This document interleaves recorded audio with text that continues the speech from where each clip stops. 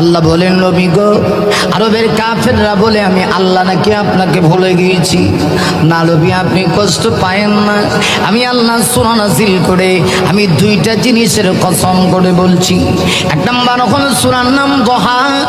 আমার আল্লাহ সূরা নাযিল করে সূরা দোহার প্রথম দুই আয়াতে দুইটা কসম করে।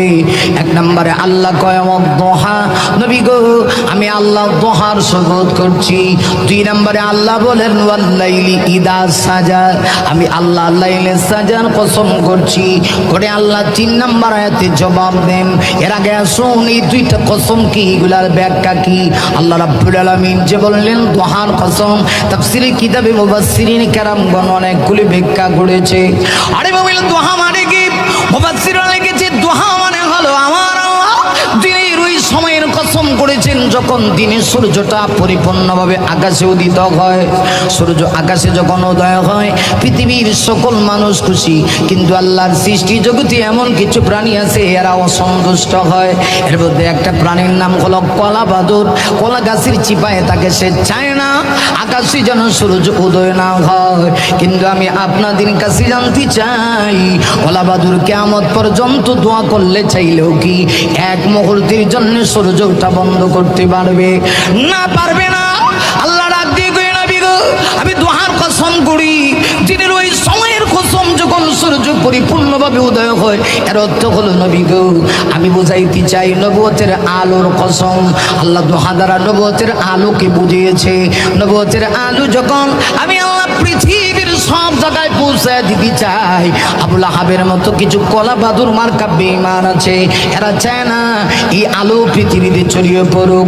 না গো নবী, না না না না নবী, আপনি কষ্ট পায়েন না, আমি যেটা চাবো সেটাই হবে। দুই নম্বরে আল্লাহ বলেন ওয়াল্লাইলি ইদা সাজা, নবী গো রাত্রির কসম যখন রাত পরিপূর্ণ অন্ধকারাচ্ছন্নতা লাভ করে।